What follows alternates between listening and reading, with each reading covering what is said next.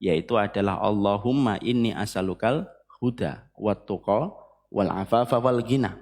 Nabi juga meminta kepada Allah setiap waktu untuk diberikan hidayah. Dan para ulama mengatakan, kenapa sekelas Nabi meminta supaya beliau diberikan hidayah?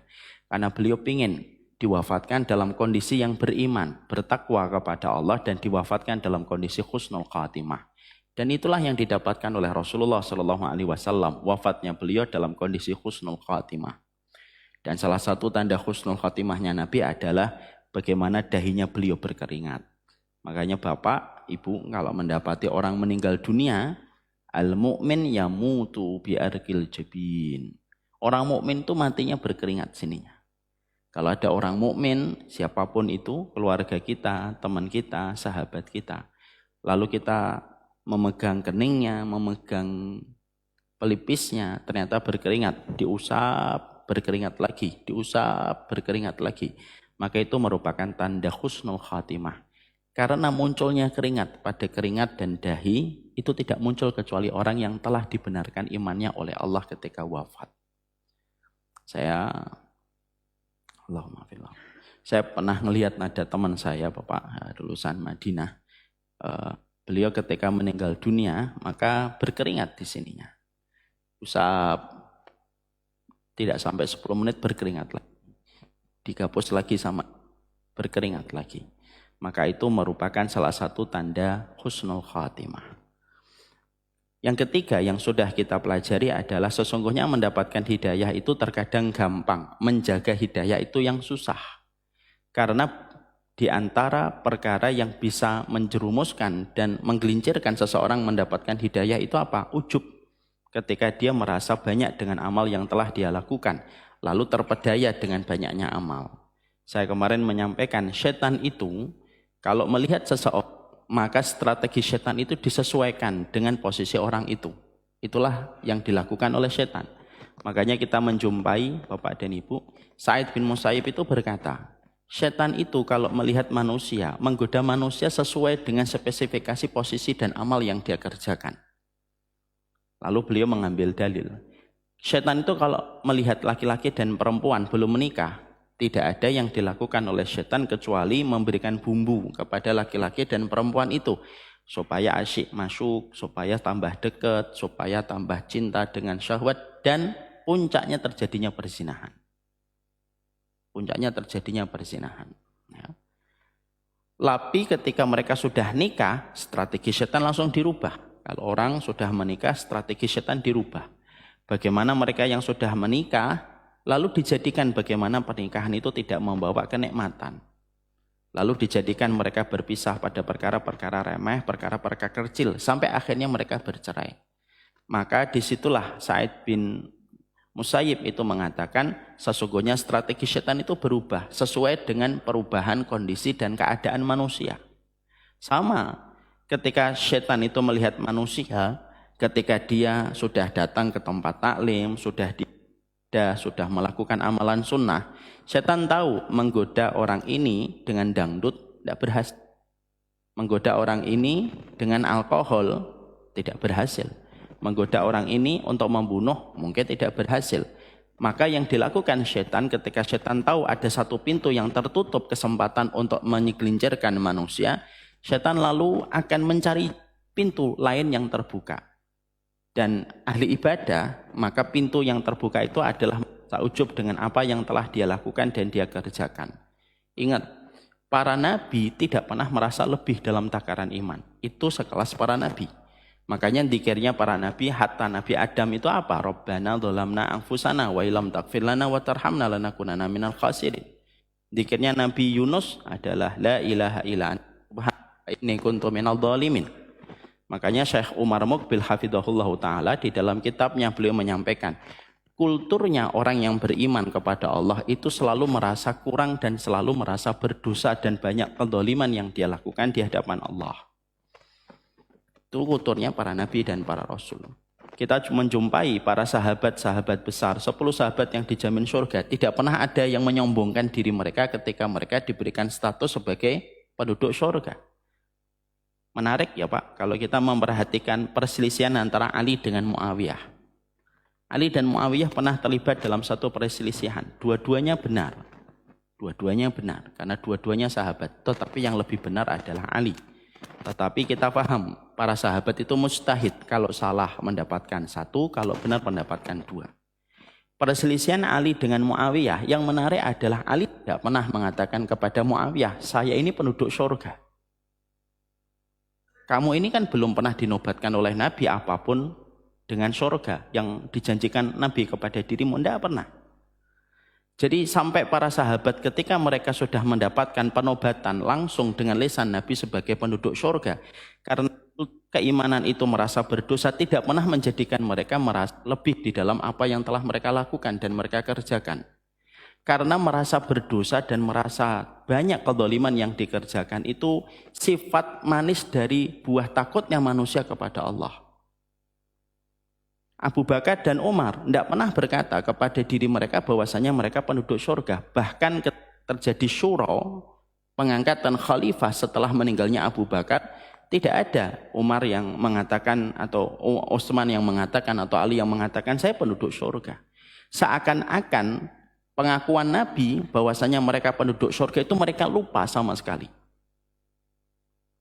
Dan bahkan kita menjumpai setingkat Umar bin Khattab ketika meninggal dunia, perkataan yang menggambarkan ketakutan beliau itu adalah wailili ummi illam yarhamani rabbi, celakalah Umar, celakalah ibunya Umar. Kalau Umar itu tidak mendapatkan rahmat dari Allah, yang diingat oleh Umar itu malah dosanya.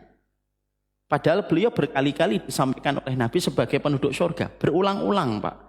Bahkan termasuk orang yang dikatakan para ulama, orang yang masih hidup sudah dibangunkan istananya di surga itu adalah Umar. Tapi justru yang diingat oleh Umar itu selalu kekurangan dirinya. Makanya ini jadi sebuah terapi. Kalau kita sudah ibadah kepada Allah, hilangnya hidayah itu terkadang bisa kita dapatkan kalau seseorang itu merasa ujub. Makanya pada perjalanan sebuah kisah nyata yang sangat terkenal, ada seorang ahli dari 500 tahun dari Israel, yang sampai akhirnya dia tergoda dengan perempuan, dia berzina, sampai perempuan itu hamil, sampai perempuan itu dibunuh, singkat ceritanya sampai akhirnya dia murtad sebelum kematiannya. Pertanyaan kita, kenapa kok dia bisa murtad pada detik-detik kematiannya? Seorang muadzin yang diceritakan oleh Imam Qurtubi, adzan setiap waktu, lalu tertawan cintanya kepada seorang wanita dan dia menukar agamanya supaya bisa menikahi wanita itu. Kalau kita sering mendapati kisah di kitab-kitab klasik para ulama, ada orang sudah luar biasa di dalam ibadah, tetap bisa terjerumus kepada perkara neraka di akhir kehidupan mereka. Para ulama mengatakan ada dua sebabnya. Satu, bisa jadi dia beribadah tanpa ilmu, yang kesombongan yang dimiliki pada hatinya. Kan kita bisa membayangkan Pak, 500 tahun beribadah kepada Allah seorang laki-laki Bani Israel, itu bukan perjalanan pendek. 500 tahun. Tapi kemudiannya dia murtad setelah dia membunuh, setelah dia berzina, lalu dia murtad. Karena ujub itu merusak. Ujub itu kayak gula yang berlebihan Pak. Sebagaimana tubuh mendapatkan gula secara berlebihan, maka tubuh kita tidak bisa untuk menanggung akibat yang ditimbulkan ketika gula terlalu banyak. Ujub itu kayak memberi gula pada tubuh kita terlalu banyak. Itu ujub. Makanya gula kalau terlalu banyak kan merusak. Anak-anak kalau kita kasih gula terlalu banyak dengan permen, giginya yang begitu kuat, kita paham kerangka gigi itu kuatnya kayak apa. Bisa rusak gara-gara makan yang manis. Itu gigi. Orang tua banyak yang akhirnya wafat dengan takdir yang Allah gariskan. Salah satunya pemicunya karena gula yang sudah banyak di darah. Merusak. Penyakit ujub kalau boleh kita ibaratkan, penyakit ujub itu kayak gula yang kita masukkan pada hati kita, lama-lama hati kita akhirnya kebas Pak. Dan akhirnya ketika kebas, dia sudah merasa ujub dan bangga, kagum kepada apa yang telah dia capai di dalam ketaatan. Pada saat itulah Allah tidak ada hajat menerima ibadah seseorang yang sudah disertai dengan hati yang sombong. Maka saya sampaikan perkataan Malik bin Dinar. Tobatnya pendosa dengan air mata itu jauh lebih baik daripada tasbihnya orang yang sombong dengan apa yang telah dia capai. Dan itu penyakitnya orang di masjid Pak, penyakitnya orang di taklim, penyakitnya orang yang sudah berkumpul melakukan ibadah sunnah, penyakitnya orang yang sudah berkomitmen untuk melakukan dosa, penyakit ujub yang akhirnya menyebabkan dia menjadi maghrur, terpedaya. Makanya inilah yang menjadikan kita memohon kepada Allah supaya Allah menghindarkan kita dari maghrur itu. Hidayah itu gampang didapatkan, tapi menjaga diri supaya tidak tergelincir itu susah. Dan salah satu perkara poin penting tergelincirnya manusia dari hidayah itu merasa ujub dengan amal kita. Makanya semoga kita termasuk orang yang selalu lupa dengan kebaikan yang telah kita lakukan dan kita kerjakan. Yang keempat, yang memadamkan hidayah itu banyak. Nah, kemarin kita sudah membahas pertama, yang memadamkan hidayah itu apa saja? Ini yang menjadi pembahasan kita. Karena hidayah itu tidak bersifat eksklusif, tetapi hidayah bersifat inklusif. Hidayah itu kayak sinar mentari yang bisa dirasakan dan didapatkan oleh setiap manusia kalau dia betul-betul berusaha untuk mendapatkan cahaya. Maka sesungguhnya hidayah itu inklusif. Dia tidak pernah eksklusif. Kalaulah ada hidayah yang dikatakan sifatnya sebagaimana cahaya yang menerangi, kok ada orang tidak mendapatkan, maka yang salah bukan pada sinarnya, tetapi di posisi mana dia berdiri sampai tidak mendapatkan hidayah itu. Sebagaimana sebuah rumah yang bangunannya itu penuh dengan kaca, kalau ada sinar cahaya tidak bisa masuk ke rumah itu, yang salah bukan sinarnya, tapi ada apa di permukaan kacanya sampai menyebabkan lambatnya cahaya itu masuk ke dalam rumah. Maka para ulama lalu menerangkan, kalaulah kita ada orang yang tidak mendapatkan hidayah, itu bukan karena Allah tidak menginginkan kebaikan kepada dia, enggak. Allah itu tidak pernah pilih-pilih. Ketika Allah ingin memberikan kebaikan kepada hambanya, maka sesungguhnya jawabannya bukan Allah yang memilih, karena sifat memilih itu merupakan sifat yang konotasinya negatif. Tetapi dialah yang mendatangkan alasan-alasan sampai dia tidak mendapatkan sapaan hidayah. Makanya untuk membebaskan kita dari perkara yang bisa menghalangi kita untuk tidak memperoleh hidayah sampai kematian kita harus paham. Inilah yang menjadikan kita pada kesempatan ini kita lanjutkan. Apa sih yang bisa menghalangi seseorang untuk mendapatkan hidayah? Kemarin kita sudah membahas perkara yang menghalangi seseorang mendapatkan hidayah karena mengikuti akal. Sekarang kita yang kedua. Yang kedua, perkara yang menghalangi permukaan kaca untuk mendapatkan sinar hidayah itu yang kedua adalah karena fanatisme buta, Pak. Yang disebut dengan ta'assub, yang disebut dengan taklid. Ini merupakan salah satu di antara banyak sebab, kata Syekh Utsaimin, yang menjadikan seseorang itu akhirnya tidak mampu mendapatkan sinar hidayah. Masuk pada hatinya, masuk pada jiwanya, menjadi narasi kebenaran yang dia harus lakukan disebabkan karena dia ta'assub, dia taklid. Dia sudah mengunci kebenaran hanya kepada kelompok, mengunci kebenaran hanya kepada golongannya. Nah, sebelum kita membahas tentang ini, tentunya kita harus paham. Yang kita harus pahami adalah ta'assub ini penyakit bermula dari kaum siapa, Ustaz? Sampai akhirnya ta'assub ini menjarah pada kehidupan kaum muslimin. Maka Syekh Utsaimin menyampaikan kepada kita, ta'assub ini penyakit cukup berat. Dia bukan penyakit ringan, dia penyakit berat. Dan sesungguhnya ternyata penyakit ta'assub itu munculnya dari kalangan Bani Israel, Pak. Pertama kali yang memiliki sifat ta'assub pada kehidupan mereka ketika mereka mengedepankan kelompoknya dan golongannya daripada kebenaran yang sampai kepada mereka itu adalah golongan Bani Israel. Dan itu Allah sampaikan di dalam surat Al-Baqarah 89. Di dalam surat Al-Baqarah Allah menyampaikan walamma ja'ahum kitabun min indillahi musaddiqul lima ma'ahum wa kanu min qablu yastaftihuna 'alal ladzina kafaru falamma ja'ahum ma'arafu kafaru bihi fala'natullahi 'alal kafirin. Surat Al-Baqarah 89. Kita membaca tafsirnya. Bani Israel itu ketika mereka sebelum kedatangan Nabi Muhammad, Bani Israel itu mengalami banyak kehinaan dan kekalahan, terlunta-lunta di banyak kawasan, Pak. Ketika mereka terlunta-lunta di banyak kawasan dan di banyak tempat, akhirnya menjadikan mereka itu sungguh-sungguh berdoa. Mereka berdoa kepada Allah semoga segera diturunkan seorang nabi dan seorang rasul. Karena mereka tahu bahwasanya setiap nabi ketika diturunkan pasti akan membawa mukjizat, dan mukjizat itu yang mengalahkan. Karena mereka tahu kulturnya Nabi Musa itu mengalahkan Fir'aun dengan mukjizat yang dimiliki oleh Nabi Musa. Bani Israel itu tahu ada seorang nabi yang terakhir yang belum muncul pada saat itu yang bernama Ahmad yang mereka baca di dalam kitab mereka. Ya'rifunahu kama ya'rifuna abnahum. Orang Yahudi itu tahu betul bahwasanya Muhammad itu mereka kenali sebagaimana mereka mengenali anak mereka, Pak. Dan mereka tahu bahwasanya ada seorang nabi terakhir yang bernama Ahmad. Allah jelaskan fisiknya, Allah jelaskan bagaimana bentuk badannya, bagaimana bodinya, diterangkan secara jelas, detail di dalam kitab Taurat. Yang Allah tidak terangkan cuma satu, bahwasanya Ahmad ataupun Muhammad tidak datang dari Bani Israel, dari orang Arab. Tapi mereka tahu ada seorang nabi yang bernama Ahmad. Dan mereka yakin itu akan datang dari kelompok mereka. Kenapa mereka yakin? Imam Ibnu Katsir berkata, karena banyaknya nabi yang diturunkan kepada Bani Israel yang membuat mereka pede. Nabi terakhir pun nanti datang dari Bani Israel. Ketika mereka berdoa sungguh-sungguh supaya diturunkan nabi, Allah tahu ini mereka berdoa meminta semoga diturunkan segera nabi. Lalu ketika mereka sungguh-sungguh berdoa kepada Allah, akhirnya apa? Allah turunkan falamma ja'ahum ma'arufu. Setelah mereka tahu ada Muhammad yang betul-betul datang, tapi mereka akhirnya kecewa ketika Muhammad tidak datang dari Bani Israel dan Yahudi, tetapi datang dari orang Arab.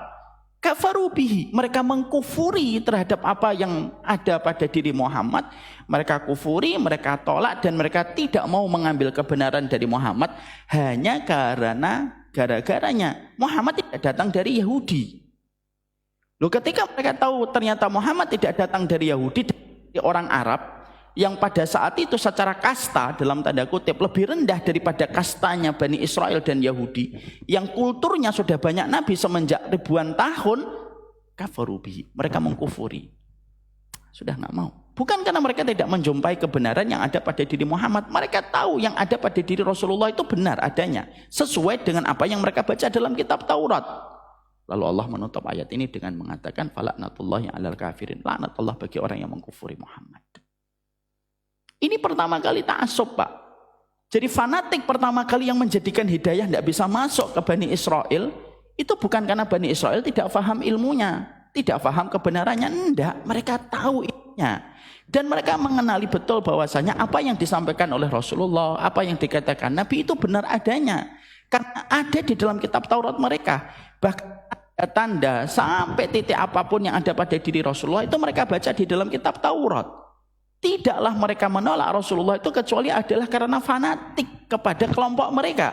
Bahwasanya kelompok mereka itu lebih tinggi daripada orang Arab yang saat itu terkenal penggembala kambing, suka nanam anak perempuan, tidak dikenal, banyaknya peperangan kabilah yang menjadikan mereka meremehkan orang Arab. Karena mereka mendewa-dewakan kelompok mereka dan golongan mereka dari kalangan Yahudi, inilah yang menjadikan akhirnya mereka tolak Rasulullah SAW. Penolakan mereka kepada Nabi yang menjadikan mereka gagal mendapatkan hidayah. Siapa yang salah? Allah? Enggak. Allah tidak pernah eksklusif ketika memberikan hidayah.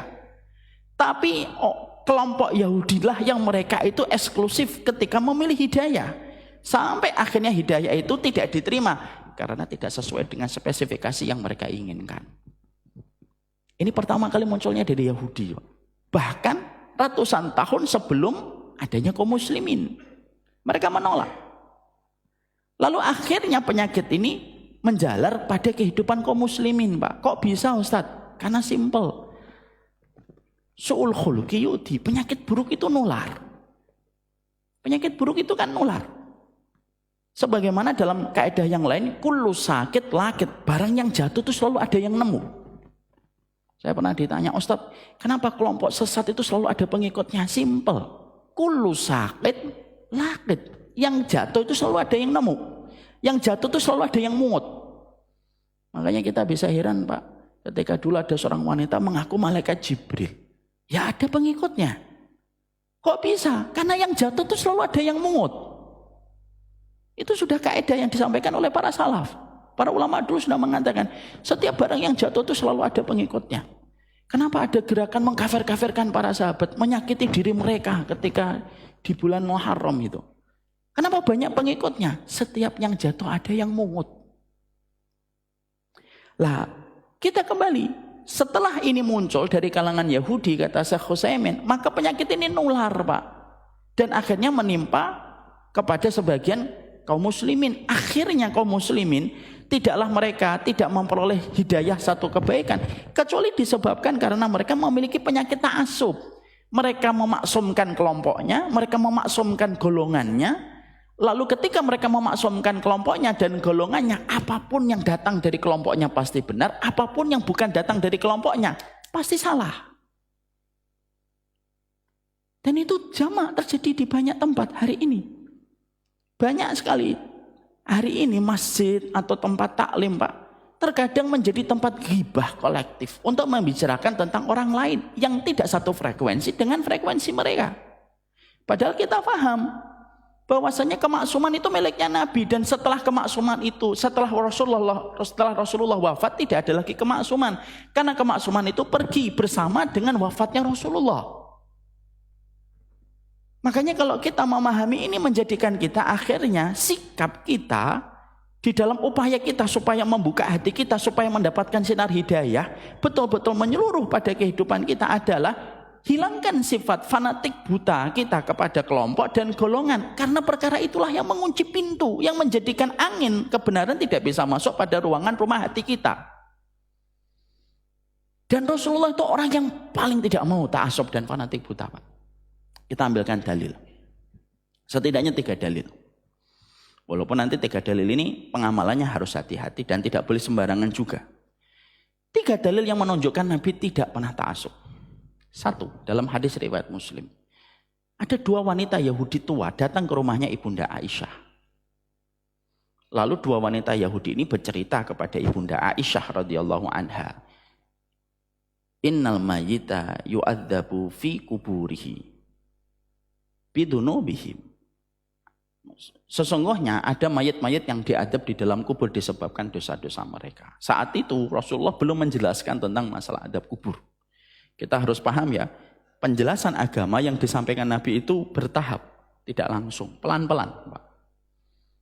Ini menjadi salah satu metode kita di dalam dakwah. Nanti kalau Bapak berdakwah sama keluarga, jangan langsung seketika disampaikan dari A sampai Z dalam 1 hari. Tidak. Pelan-pelan. Dan satu kaidah penting di dalam agama itu apa? Man ta'allama jumlatan dhahaba minhu jumlatan. Yang mempelajari agama secara cepat biasanya hilangnya cepat, Pak. Nah, itu kan bisa dikaitkan kemana-mana. Dapat uang cepat, hilangnya cepat. Dapat karirnya cepat, hilangnya cepat. Gak usah dikaitkan kemana-mana ya. Itu biasanya begitu.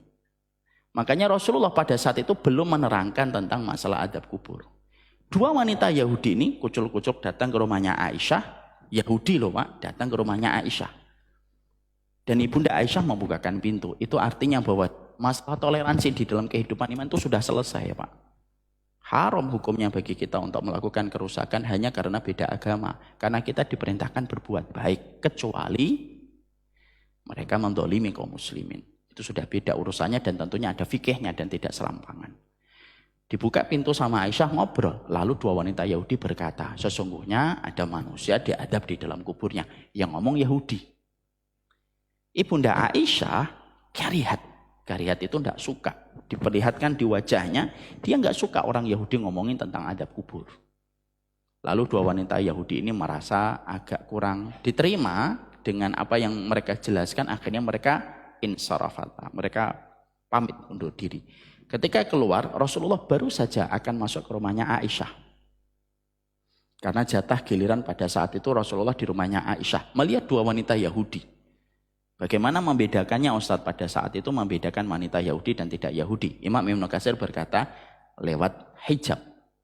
Wanita yang muslimah pasti berhijab pada zaman Nabi. Kalau tidak berhijab, ya kalau tidak Nasara ya Yahudi. Cuma 2 itu, atau budak.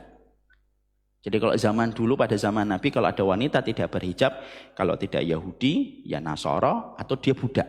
Karena budak tidak ada kewajiban. Maka Rasulullah bertanya, apa yang disampaikan 2 wanita itu ketika ngobrol dengan dirimu? Ya Rasulullah, mosok 2 wanita Yahudi itu ngomong, mayit itu diadab di dalam kuburnya karena sebagian dosa yang dikerjakan. Apa yang mereka katakan? Ada orang yang diadab di dalam kubur karena sebagian dosa yang dikerjakan. Perhatikan jawaban Nabi. Apakah Nabi fanatik? Lalu menolak langsung? Tidak. Nabi berkata, sodakota, 2 wanita Yahudi itu benar. memang ada orang yang nanti akan mendapatkan azab kubur disebabkan sebagian dari dosa-dosa mereka. Karena dosa-dosa itu ada yang menjadi pemicu azab kubur. Perhatikan Rasulullah, kata Syekh Utsaimin.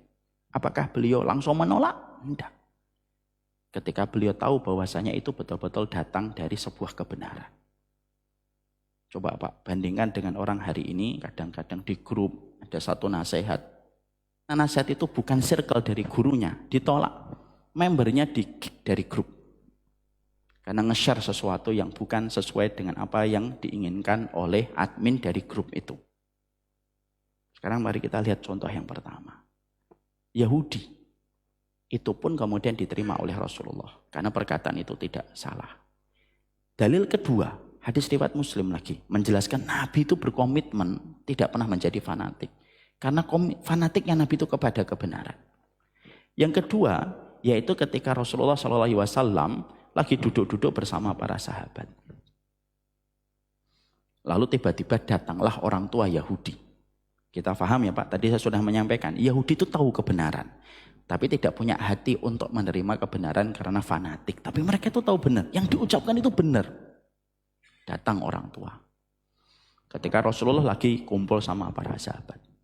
Lalu orang tua Yahudi mengatakan, ya Muhammad, innakum tusyrikuna billah. Mereka berkata, orang tua Yahudi ini langsung komen. Komennya adalah, Muhammad, kalian itu dan para sahabat itu telah berbuat syirik. Masya Allah ya, Yahudi Pak, biangnya orang yang melakukan kesyirikan ketika mengangkat anak yang bernama Uzair menjadi anaknya Allah, bisa ngomentari Rasulullah sebagai orang yang berbuat syirik. Apakah Nabi langsung marah-marah, reaksioner? Enggak Pak. Enggak semua perkara isu harus reaksioner. Karena justru nanti memperparah madorot. Itu yang selalu diperlihatkan Nabi. Nabi tidak reaksioner. Kamu mengatakan kita musyrik. Kamu tuh kaum yang dimurkai sama Allah. Enggak. Nabi membacakan surat Al-Fatihah yang terakhir. Ghairil maghdub alaihim waladhdallin. Enggak juga. Nabi lalu tanya. Yang jadikan kalian mengatakan kami musyrik itu di mana? Yahudi itu akhirnya karena diberikan oleh Rasulullah posisi untuk menyampaikan, orang Yahudi tua ini mengatakan taquluna wal Ka'bah wa taquluna masya Allah wa syi'ta. Gimana sahabatmu ini tidak syirik Muhammad? Sahabatmu ini paling hobi ngomong demi Ka'bah. Dan para sahabatmu ini hobi ngomong masya Allah wa syi'ta. Dan dua-duanya syirik. Betul Pak. Ternyata orang Yahudi itu sampai syirik kecil itu tahu. Kita ngaji bertahun-tahun aja belum tahu apakah ini syirik atau tidak syirik. Orang Yahudi tidak pernah ikut taklim kajian subuh Pak. Dia tahu dua perkara ini syirik. Nabi ketika mendapati bahwasanya memang betul yang disampaikan, Nabi menerima. Sekarang kita bedah, saya sudah pernah bedah. Kenapa wal Ka'bah itu syirik Pak? Syirik kecil tapi. Yaitu ketika bersumpah dengan makhluk itu dalam tinjauan akidah tidak boleh. Karena bersumpah itu mengagungkan sesuatu yang kita pakai sumpah. Dan mengagungkan bagi orang beriman itu tidak boleh kecuali hanya kepada Allah. Makanya tidak boleh bersumpah demi Rasulullah. Tidak ada dalam Islam. Demi Ka'bah tidak ada. Demi Masjid Baitur Rahman apalagi. Tidak ada. Kiting apalagi. Aswar apalagi. Tidak ada. Bersumpah itu hanya kepada Allah. Nabi ketika mendapati itu, apakah Nabi fanatik lalu menolak kebenaran yang disampaikan oleh orang Yahudi itu? Enggak, Nabi tidak menolak. Nabi lalu berkata kepada orang Yahudi, lalu Nabi berkata kepada para sahabat, mulai sekarang kalau kalian bersumpah, jangan pernah bersumpah dengan makhluk. Tapi katakanlah wa rabbil Ka'bah, demi Rabbnya Ka'bah. Demi Rabbnya Ka'bah. Itu sumpah yang kalian harus sampaikan. Kalau kalian mengatakan Masya Allah wa syi'ta, enggak boleh. Masya Allah wa syi'ta itu terserah kamu dan terserah Allah dan terserah kamu. Jangan pakai wawu, tapi pakailah Masya Allah summa syi'ta. Yaitu adalah terserah Allah kemudian terserah kamu. Pemakaian wawu dan summa itu bisa mempengaruhi makna. Kalau memakai wawu Masya Allah wa syi'ta menunjukkan kehendak Allah dan kehendak makhluk itu sejajar. Tapi kalau mengatakan summa istiqnafiyahnya, maka menunjukkan yang pertama lebih tinggi daripada yang kedua. Jadi kalau Bapak ditanya, gimana ini? Kapan kita gowes lagi? Ya terserah Allah, kemudian terserah antum. Nah itu jawabannya. Agak panjang jawabannya. Tapi insya Allah selamat daripada pendek, babak belur. Kita pilih yang pertama, kita pilih yang kedua. Maka ketika Nabi mendapati orang musyrik itu mengatakan semacam itu, orang Yahudi itu sampai detail-detailnya kesyirikan itu paham. Maka akhirnya Nabi berkata kepada para sahabat, mulai sekarang jangan kalian kalau ngomong Masya Allah wa syi'ta, katakanlah Masya Allah summa syi'ta. Kalau Nabi sebagai pribadi yang taat, beliau bentengi hatinya, beliau tolak perkataan itu karena perkataan itu datang dari orang Yahudi. Tapi Nabi memberikan contoh sempurna bagaimana Nabi ingin mengajarkan kepada umatnya. Kalau memang benar, terima. Dan itu yang kemudian terjadi pada kehidupan Rasulullah ketika di dalam hadis ini. Dan ini menjadi sebuah perkara yang kita harus semakin mengerti bahwasanya perkara ta'assub ini perkara yang justru bertentangan dengan apa yang disampaikan Nabi. Ini kata Syekh Utsaimin dalil yang kedua. Yang ketiga, dalil kata Syekh Utsaimin, yang ketiga itu apa dalilnya bahwasanya Nabi itu betul-betul tidak ta'assub. Ingat peristiwa ketika ada maling yang mencuri Baitul Mal, singkat ceritanya ditangkap sama Abu Hurairah. Ketika ditangkap sama Abu Hurairah, maka maling itu berkata, lepaskanlah saya. Nanti saya ajari kamu satu ilmu, tapi dengan satu kesepakatan, lepaskan saya. Jangan dibawa aku dan Nabi. Abu Hurairah mengatakan, ya sudah. Apa yang kamu ajarkan kepadaku? Kalau kamu menjelang tidur, bacalah ayat kursi. Tidak ada yang membahayakan kamu ketika membaca ayat kursi. Maka Abu Hurairah senang dengan ilmu yang disampaikan, dilepaskan malingnya. Pagi harinya, Nabi mendapatkan ilmu dari malaikat Jibril tentang peristiwa yang terjadi tadi malam. Nabi berdialog sama Abu Hurairah. Apa yang terjadi tadi malam? Ya Rasulullah, tadi malam ada maling mencuri Baitul Mal. Apa yang disampaikan oleh maling itu? Yang disampaikan maling itu mengajarkan kepada kita supaya membaca ayat kursi sebelum kita tidur. Tidak ada satupun setan yang akan memandorotkan dan mendatangkan bahaya untuk kita selama kita membaca ayat kursi. Perhatikan jawaban Nabi terangkai dalam 3 kata. Sodakoka wa huwa kadub wadakas syaitan. Saya ulang kembali. Sodakoka wa huwa kadub wadakas syaitan. Sodakoka itu dia telah benar. Wa huwa kadub, yang menyampaikan itu makhluk paling pendusta di alam kehidupan. Siapa? Syaitan. Makanya syaitan itu pendusta, Pak. Makanya kalau ngeruqyah lalu terjadi dialog antara peruqyah dan yang diruqyah, apa yang disampaikan orang yang sedang kemasukan jin itu jangan dibenarkan semua. Kenapa? Pendusta. Makanya Nabi memberikan sifat kadub. Kadub itu sifat paling ekstrim dari orang yang paling berdusta. Wadaka syaitan. Itu syaitan. Yang menarik adalah ketika Nabi mengatakan sodakoka wa huwa kadub wadaka syaitan. Apa yang terjadi? Nabi kemudian setelah itu berkata, tetapi benar yang disampaikan. Dan salah satu di antara kulturnya sunnah itu apa? Membaca ayat kursi sebelum kita tidur. Ditolak Nabi? Tidak. Ketika itu benar.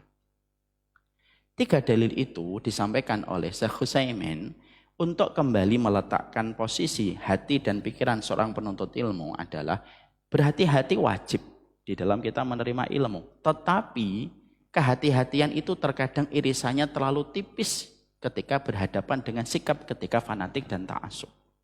Banyak orang, maaf Pak, ketika yang disampaikan masalah fikih atau apapun gitu ya, ketika itu bukan dari gurunya, dia langsung pergi Pak. Dia pergi. Dia rela mencari tempat yang jauh hanya untuk bisa mendapatkan yang dia mau dari kelompoknya, walaupun mungkin yang disampaikan di masjid terdekatnya pun tidak kurang lebih sama. Sikap semacam ini ketika akhirnya menstandarkan kebenaran hanya pada kelompoknya, inilah yang menjadikan orang gampang untuk bertengkar, bertikai, kadang ribut di grup, akhirnya banyak yang dikeluarkan dengan berbagai macam alasan, padahal yang disampaikan kebaikan.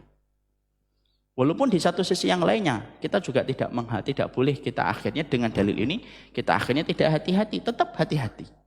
Sekarang Ustadz, bagaimana mendudukkan perkataan dari Malik bin Anas dengan perkataan seorang ulama salaf lagi? Ada 2 perkataan yang tampaknya bertentangan.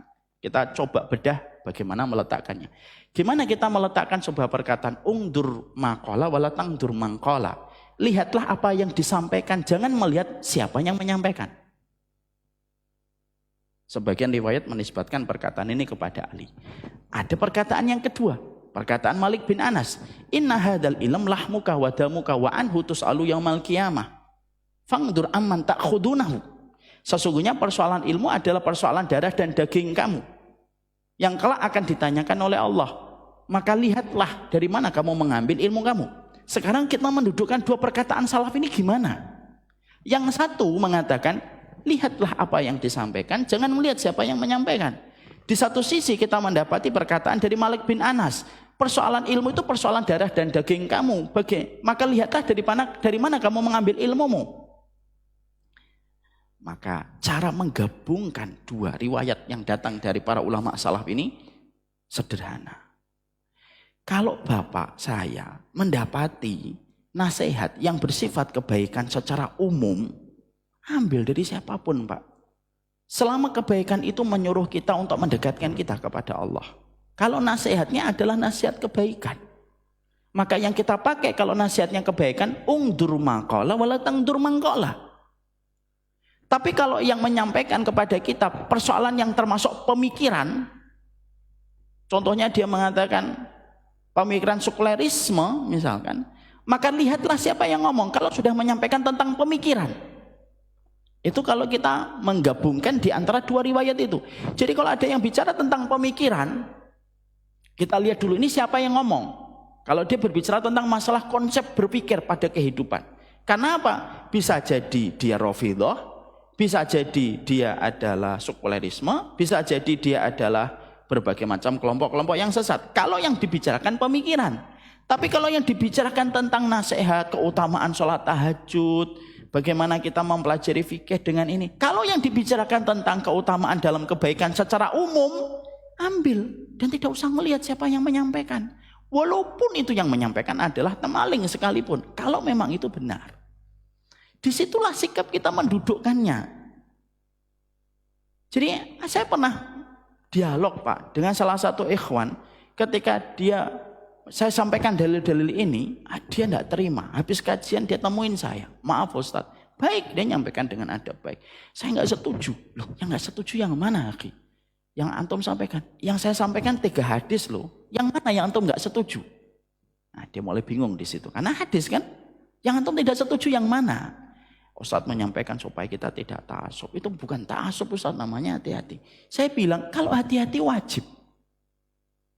Lalu dia menyebutkan perkataan dari Malik bin Anas. Dengan bahasa Indonesia dia sebutkan, bukankah kita harus hati-hati mengambil agama.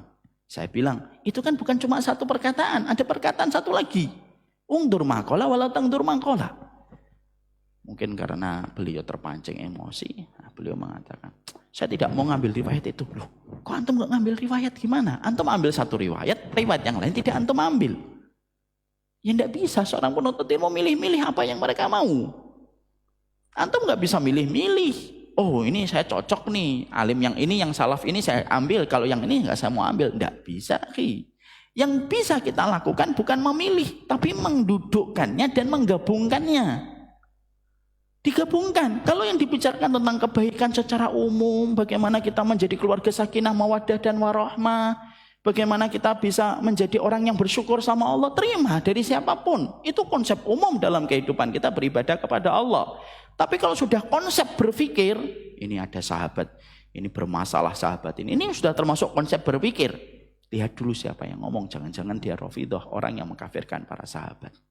Itu cara kita mendudukkannya.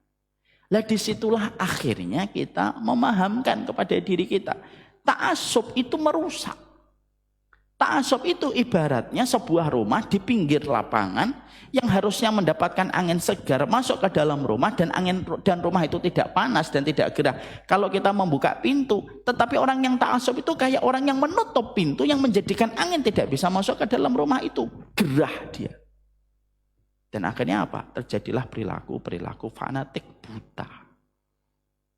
Yang dia begitu gampang menjatuhkan kehormatan orang. Kita kan sering Pak dapati ada orang ngaji baru sekali. Katanya baru meninggalkan dunia hingar-bingar musik.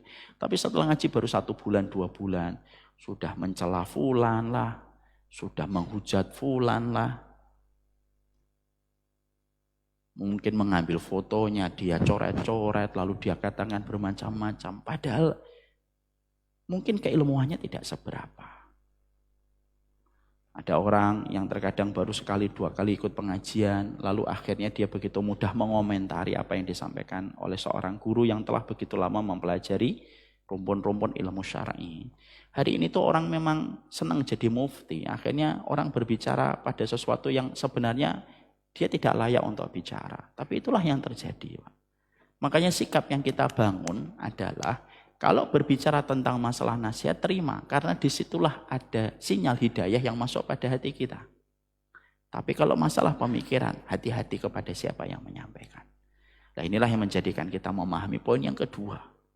Supaya kita nggak gampang-gampang keluar, nggak gampang-gampang ngeluarin orang, nggak gampang-gampang kita menetapkan salah dan benar dengan begitu mudah. Terutama dalam masalah-masalah yang harus disikapi dengan bijak dan dari sudut pandang yang utuh ketika melihat sesuatu. Karena inilah yang kita khawatirkan. Ta'asub itu bisa berbahaya kemana-mana. Ta'asub itu bisa kemana-mana Bapak dan Ibu. Makanya pada zaman madhab dulu, itu ketika ada orang yang ta'asub, dia benci kepada madhabnya Imam Syafi'i, itu sampai membuat berita dusta Pak, tentang Imam Syafi'i. Bahwasanya saya tirojulun yusamma Muhammad bin Idris fahuwa adharu min iblis. Sampai ada orang rela membuat hadis palsu supaya orang itu mendiskreditkan Imam Syafi'i. Dia buat hadis palsu. Ini pengaruh dari ta'assub itu sampai rela membuat hadis palsu. Ada seseorang laki-laki yang lebih berbahaya daripada iblis, namanya Muhammad bin Idris. Siapa itu? Imam Syafi'i.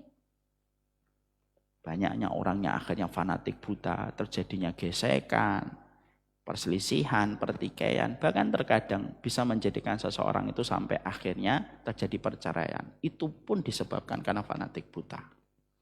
Ini saya sampaikan sebuah kisah Pak, nyata. Ini menjadi perenungan kita ya, supaya kita mengambil hikmah. Saya tidak ingin apapun dari cerita ini kecuali mengambil hikmah. Satu waktu istri saya mendapatkan DM. Ya, dari Instagram salah satu yang mengirimkan pesan kepada beliau. Bertuturlah beliau dengan sebuah kisah yang cukup panjang. Beliau baru saja dicerai sama suaminya. Penyebabnya disampaikan oleh penulis yang mengirimkan DM kepada istri. Jadi beliau itu ngaji sama suaminya asalnya baik-baik saja. Kebiasaan suaminya setelah ngaji adalah suka menghujat banyak ustadz. Terutama pada ustadz yang tidak satu frekuensi yang diambil olehnya. Sang istri mengingatkan pelan-pelan, sudahlah mas, kalau bahasa kita, ngaji-ngaji aja lah, tidak usah kita ikut-ikutan menghujat. Kapasitas ilmu kita juga terbatas. Kenapa harus disertai dengan penghujatan demi penghujatan? Ternyata masalah itu kecil asalnya. Lama-lama membesar ketika sang suami merasa bahwasanya sikapnya tidak mau disalahkan. Dia selalu berkata, ini bagian dari sebuah perkara manhaj yang kamu harus pahami.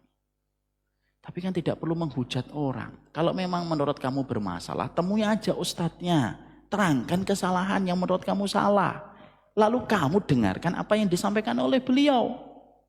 Sang istri berkata, qadarullahu ma yasha.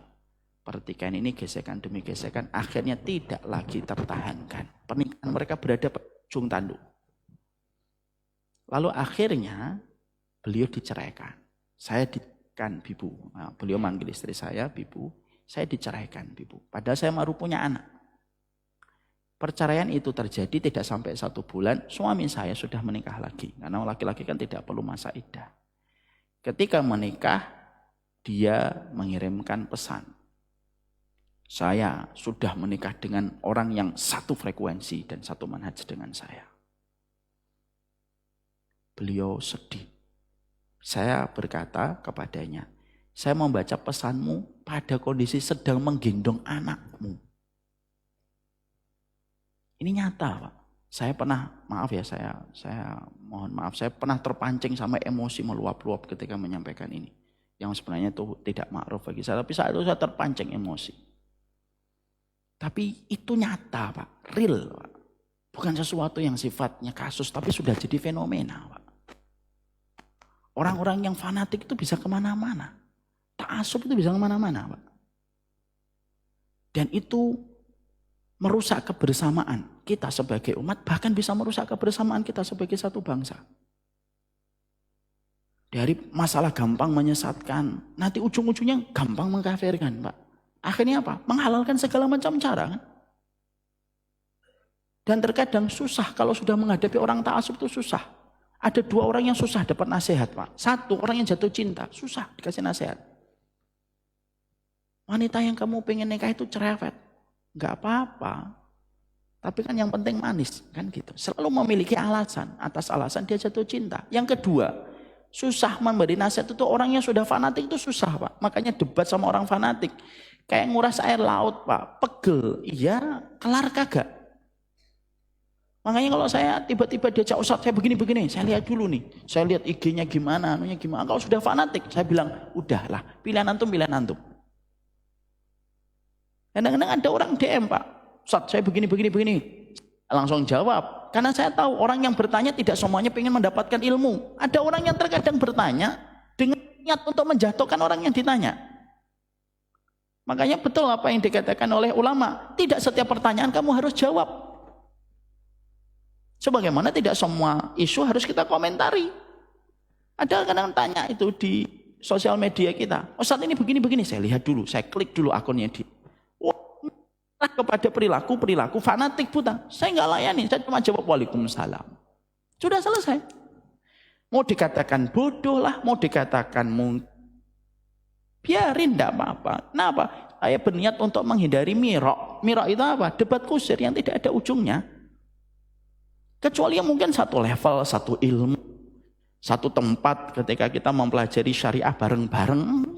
Lah, seorang arsitek aja nggak akan melayani orang yang bukan arsitek ketika ngomong kok. Nggak arsitek melayanin orang ketika diajak debat ini. Nah ini menurut saya bermasalah. Arsiteknya nanya, kamu sekolah dulu di mana? Saya sekolahnya di Alia. Pernah sekolah arsitek? Nggak pernah. Arsitek nggak mau, Pak, ngelayanin. Ya sudahlah, itu menurut kamu. Kan begitu. Kalaulah sekolah arsitek aja dalam masalah urusan duniawi aja tahu kapasitas dan level, kapan bicara dan kapan harus dialog dan kapan tidak perlu bicara dan dialog, kita pun harusnya begitu.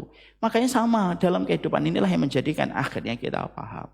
Salah satu penyakit yang menjadikan gagalnya sinar cahaya hidayah itu mendarat pada kehidupan, fanatik, Pak.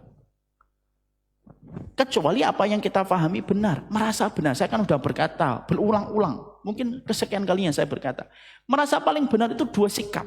Ada orang yang merasa paling benar, tapi dia menyalahkan semua pendapat yang tidak sama dengan pendapat dia. Ini sikap yang pertama. Ini banyak kita jumpai di mungkin teman kita, teman anggota satu, merasa paling benar, tetapi menyalahkan setiap orang yang tidak sama dengan pendapat dia. Ada yang kedua, Pak, ada orang yang merasa paling benar, tapi dia tidak serta-merta menyalahkan begitu gampang orang lain yang tidak sama pilihannya dengan pilihannya. Saya ingin yang kedua, kalau saya ditanya, saya merasa paling benar dengan pilihan yang saya pilih. Contoh, pilihan jenggot. Saya merasa paling benar. Saya ketika sholat menghadap atau mendekat ke sutroh, saya merasa paling benar dengan pilihan dalil saya. Saya sholat dalam kondisi tidak tertutup mata kaki. Saya merasa paling benar, Pak, dengan apa yang saya pilih. Kenapa? Kalau kita nggak merasa benar, gimana kita bisa mengamalkan? Karena pengamalan itu harus dari keyakinan, dan keyakinan itu datang dari ketika merasa paling benar. Tapi ketika saya merasa paling benar, saya menghormati pendapat-pendapat yang terkadang kita jumpai dalam ranah ilmu. Ada orang yang berkata, tidak apa-apa menutup mata kaki selama tidak sombong. Ada. Walaupun saya tidak memilih pendapat itu, tapi saya tidak merendahkan pendapat itu. Oh tidak apa-apa, tidak pakai sutroh karena hukumnya mustahab. Ada pendapat itu, tapi saya tidak memilih pendapat itu. Tapi bukan berarti saya menyesatkan dengan begitu mudah, lalu begitu mudah dan begitu ringan mengeluarkan seseorang dari ahlus sunnah. Ikhrajun nas anis sunnati syadid. Ngeluarin orang dalam sunnah itu tidak perkara gampang. Seorang Jessica Wong ya, yang dulu ngaburkan kopi cyanida. Jessica siapa? Wongso ya, maaf Pak Wong ya. Jessica Wongso. Ketika dia dituduh menaburkan cyanida di kopi, sidangnya panjang, Pak. Sidangnya panjang. Didatangkan ahli kalau tidak salah dari Australia. Diputar CCTV-nya, dikaji kembali, didatangkan haknya untuk punya pengacara, ada jaksanya, didatangkan bagaimana ahli forensik, ahli ekspresi wajah lie detektornya dipasang hanya untuk menetapkan statusnya seorang Jessica, apakah dia betul-betul menaburkan sianida ataukah tidak. Loh, itu dikerjakan, Pak. Setinggi itulah Islam itu menjaga kehormatan. Tapi kalau orang sudah fanatik, kehormatan orang tuh nggak ada harganya. Orang dengan begitu gampang sesat, syubhat, batil, mudah dia. Tanpa ada sebuah screening dan filterisasi yang panjang sebelum menetapkan perkara itu. Makanya dalam Islam, Pak, kenapa? Saya kan sudah mengulang berkali-kali. Kenapa tuduhan berzina itu harus mendatangkan 4 orang saksi? Kalau saksi satu saja tidak diterima. Misal nih Pak Hari melihat ada orang berzina dari A sampai Z sampai selesai. Walaupun juga kok ngapain Pak Hari ngelihat misal. Loh, sampai dia ngeliatin, tapi kemudian dia lapor ke saya misalkan atau kepada ulil amri, dia lapor, saya ngeliat orang yang berzina. Dari A, dari masalah mereka nari-nari, dancing sampai akhirnya berzina. Maka qadhinya tanya sama dia, saksinya selain Pak Hari siapa? Saksi yang lain ada. Tapi yang lain itu ketika saya WhatsApp 3-3-nya, datangnya setelah selesai. Tapi peristiwa ketika timba masuk dalam sumur, dia belum ada. Yang lihat timba masuk dalam sumur siapa? Saya. Kira-kira diterima nggak keterangan Pak Hari, Pak? Nggak diterima, Pak. Walaupun kita tahu beliau itu ketua takmir masjid. Insya Allah. Nggak akan diterima, Pak. Kenapa kok sampai 4, Pak? Padahal kalau kita pikir-pikir, mendatangkan 4 orang saksi untuk melihat perilaku perzinahan bareng-bareng 4-4-nya nikmatin, melihat gitu kan. Logiknya itu kan susah. Mungkin Pak Hari mau, Pak Masri belum tentu mau kan? Aduh, saya sudah nggak umurnya ngelihat gituan kan gitu. Mungkin dijawab sama beliau gitu. Ngelihat 4 orang itu susah, Pak. Kenapa kok harus 4? Kalau kita untuk membedahnya, kita kan bertanya, kenapa Allah harus 4? Nggak bisakah 1 orang saksi yang betul-betul beriman, yang sholatnya di masjid sudah cukup menjadi saksi? Nggak cukup. Karena semangatnya Islam itu menjaga kehormatan. Kehormatan itu paling mahal, Pak. Makanya dosa riba itu apa? Dosa riba itu adalah kamu mendatangi ibumu. Itu yang paling rendah. Yang paling rendah itu mendatangi ibunya. Zina dengan ibunya. Bukan kawin loh, Pak. Kalau kawin masih mendingan. Nabi mengatakan azniya rojul bi ummihi. Seorang laki-laki berzina dengan ibunya. Bukan nikah. Zina sama ibunya. Itu yang paling rendah. Yang paling berat dari dosa zina, dari dosa riba itu apa? Menerjang dan menodai kehormatan orang yang beriman kepada Allah. Itu harganya mahal, Pak. Dan itu murah bagi orang yang gampang menyesatkan, gampang mengkafirkan, ketika terjebak kepada perilaku fanatik buta. Itu yang menjadikan akhirnya kebersamaan itu sulit kita rasakan hari ini. Karena fanatik buta. Dia bisa mendudukkan antara ungdur mangkola walau tangdur mangkola dengan fa'undur aman ta'khudunahu. Padahal itu diletakkan pada porsi yang benar. Nah, itulah yang menjadikan kita paham. Penyakit yang kedua, gagalnya hidayah masuk pada diri kita, fanatik buta. Ini yang kita sampaikan pada poin yang kedua. Poin yang ketiga apa? Poin yang ketiga adalah pengaruh teman. Nah, makanya para ulama mengklasifikasi teman itu ada 4. Teman itu ada 4. Apa saja teman itu? Klasifikasinya ada 4. Saksikan jawabannya pada pertemuan kita berikutnya, insya Allah. Wassallallahu ala nabiyina Muhammad. Alhamdulillahirabbil alamin. Semoga kita senantiasa menjadi hamba yang selalu bersaudara dalam setiap kebaikan. Kita tidak harus sama untuk bisa bersama, Pak. Tidak harus sama 100% untuk selalu bisa bersama. Kadang-kadang pilihan dalil kita beda, pilihan ijtihad kita juga beda. Wajar, Pak, selama dalam koridor Ahlussunnah wal Jamaah. Berbeda itu fitrah. Bersatu itu perintah. Kalau masih bisa untuk dilakukan bersatu, bersatulah. Pada perkara-perkara yang masih bisa kita maklumi. Janganlah kita memperlihatkan sikap demonstratif, nggak mau, nggak mengkaji. Orang semacam itu pun juga akan mendapatkan teman-teman yang sama, yang tentunya juga mau untuk bersama. Barakallahu fikum, ini yang dapat kita sampaikan pada pertemuan hari ini. Semoga Allah memberikan kebaikan dalam setiap apa yang kita kaji dan apa yang kita pelajari. Kita buka dengan tanya jawab. sebelum kita mengkonsumsi soto? Ada yang pengen bertanya? Ya, 1, 2, Pak Ujang.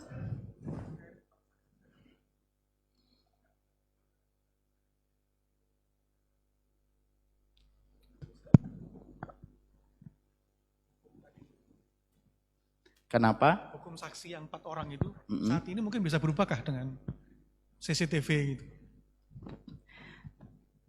Kalau kita membaca dalam fatwa, Pak, TV itu tidak bisa menggantikan posisi saksi dengan mata, Pak. Makanya kita kan juga harus paham, bahasa editan video editor itu sekarang udah luar biasa, Pak. Kalau video bisa dijadikan saksi terjadinya perzinahan, maka mungkin banyak orang yang akhirnya akan tertuduh dengan tuduhan yang tidak valid, Pak. Karena apa? Video itu bisa diedit. Sekarang itu ada yang namanya deepfake, Pak. Deepfake itu, ya betul ya anak-anak ya. Nah itu saya. Deepfake itu orang pakai video orang, wajahnya persis, Pak. Lalu diatur ngomong sesuatu yang sebenarnya dia tidak pernah ngomong. Itu sampai setingkat sekelas itu, Pak, sekarang. Makanya saya condong kepada pendapat dari Fatwa Lajnah Daimah. Kesaksian perzinahan itu tidak bisa digantikan dengan video. Allah alam bisa. Silakan Pak Ujang. Terima kasih Ustaz. Saya pernah mendengar pendapat Saya belum pernah itu Pak Ujang. Mungkin antum aja kali. Mendengar pendapat dari Ustadz lah. Bahwa ketika kita menemukan katakanlah perbedaan pendapat dari para ulama, maka sebaiknya kita keluar dari ikhtilaf itu. Nah pertanyaan saya, bukankah yang baik yang mana? Apakah kita keluar dari ikhtilaf itu atau kita memilih yang paling rojih dari pendapat itu, yang paling kuat? Kalau Pak Ujang punya perangkat ilmu untuk memilih pendapat yang rojih, pilih pendapat yang rojih. Cuma Pak Ujang yakin sudah punya perangkat untuk memilih yang rojih. Ya setidaknya kita nanti menjawab lagi, ya setidaknya yang rojih menurut ilmu saya hari ini, Ustaz. Nah itu yang kita bisa lakukan. Makanya terbiasa untuk membaca dalil itu penting. Saya itu senang Pak dialog sama orang kalau dia sudah terbiasa kulturnya itu pembelajar. Ngomongnya enak, walaupun mungkin tidak sependapat. Tapi akhirnya kulturnya itu pembicaraan menjadi nyaman. Tapi kalau sudah nggak tipe pembelajar, sudah tipenya hanya dengar lalu ditelan mentah-mentah, susah Pak kita ngobrol sama orang semacam itu. Makanya akhirnya saya diem aja. Tidak semuanya orang harus kita respon. Makanya kalau Pak Ujang, saya tahu ini yang rojih Ustaz, menurut ilmu saya hari ini. Tidak menutup kemungkinan nanti bisa berubah, ya atau tidak? Banyak pilihan dalil saya dulu begini, ternyata saya berubah. Dulu saya Pak menggerak-gerakkan telunjuk saya. Saya itu pilih pendapat itu yang paling kuat. Dan memang dalil-dalilnya kuat. Tapi setelah itu dikaji kembali, saya akhirnya sampai pada pendapat, oh tidak perlu menggerak-gerakkan, tapi cukup semacam ini. Dan itu akan sampai kepada kita. Dan kita juga harus paham Pak, kalau mendapati kayak gitu nggak usah dibesar-besarin. Saya nggak khusyuk Ustaz kalau di samping saya menggerak-gerakkan. Ngapain Bapak ngeliatin dia? Ngeliatin aja milik Bapak. Karena kayak gitu. Saya dulu ketika gerak-gerakin Pak, Masya Allah, ketika menggerak-gerakkan gitu, ada teman saya menggerak-gerakkan sholat di dalam rumah saya, dia gerak-gerakkan gitu. Anaknya pas digendong, anaknya ditangkap. Itu pun masih digerak-gerakin wah. Artinya itu masalah fikih. Masalah fikih itu termasuk bagian dari pilihan yang disampaikan oleh Syekh Nasruddin Albani. Dan itu pendapat yang beliau sampaikan layak untuk kita murojaah, layak untuk kita pelajari referensinya. Tapi bukan berarti pendapat itu satu, ada pendapat yang lain. Saya dulu begini, ternyata enggak. Setelah saya mengkaji lagi, tanpa saya saya dulu salah. Enggak, saya enggak mengatakan pendapat dulu saya salah. Saya mendapati pendapat yang sekarang begini aja itu lebih kuat.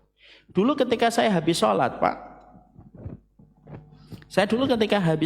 i'tidal, maka saya begini, sampai saya mendapati sebuah buku dari Syekh bin Baz bahwasanya ziyadatul khusyuk fi man qabada yadayhi ba'da ruku'. Nambah khusyuk bagi orang yang setelah dia itu i'tidal, maka dia sedekap kembali.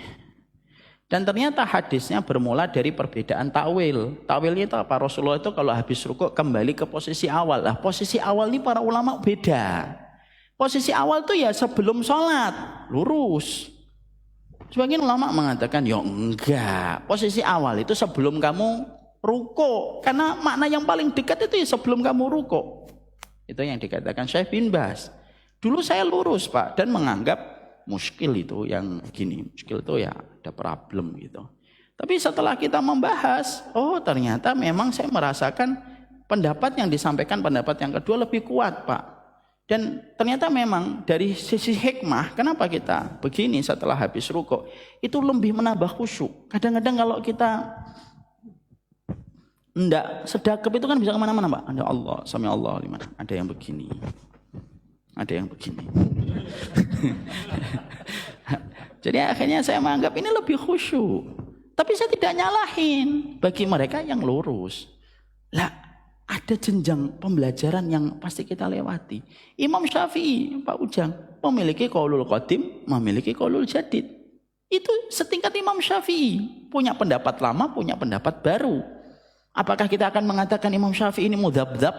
Enggak jelas ini pendapatnya, enggak istiqomah. Enggak gitu.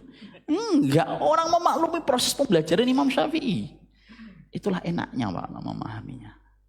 Allah alam bisawab. Tidak ada pertanyaan lain. Pertanyaan Pak Ujang mewakili 20 pertanyaan yang lainnya. Semoga Allah memberkahi. Mohon maaf kalau ada tutur kata yang sifatnya melukai dan ada sikap yang kurang berkenan. Semoga dibukakan pintu maaf dan semoga kita selalu dikumpulkan dalam kondisi yang baik, bersaudara. Tidak ada hal paling nikmat kecuali bersaudara, Pak. Jangan dianggap bahwasanya kita ketemu dengan jamaah itu tidak mendatangkan pahala. Pahalanya gede itu. Pahala itu bukan dari sujud, pahala bukan dari rukuk. Kita ketemu satu jamaah, tegur sapa, senyum, nanya kabar. Pahalanya besar Pak. Sampai kita diajari oleh Allah setiap sholat, deketlah deket. Bahunya ketemu bahu, kelingking kaki ketemu kelingking kaki, atau mendekat softnya. Itu ngajarin kita supaya dekat hati kita Pak. Karena mendekatkan hati di antara orang yang beriman itu berpahala besar.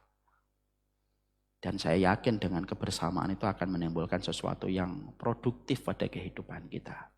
Semoga Allah merahmati kita, memberikan kebaikan untuk masjid ini, masyarakat, memberikan keberkahan bagi negeri yang kita cintai dalam setiap kebaikannya. Dan tentunya kita paham, kita tidak bisa mencela, tapi yang bisa kita lakukan adalah meniupkan atau menyalakan apa yang bisa kita nyalakan untuk menghidupkan kegelapan. Semoga Allah merahmati kita. Subhanakallahumma wa bihamdika asyhadu an la ilaha illa anta astaghfiruka wa atubu ilaika. Assalamualaikum warahmatullahi wabarakatuh.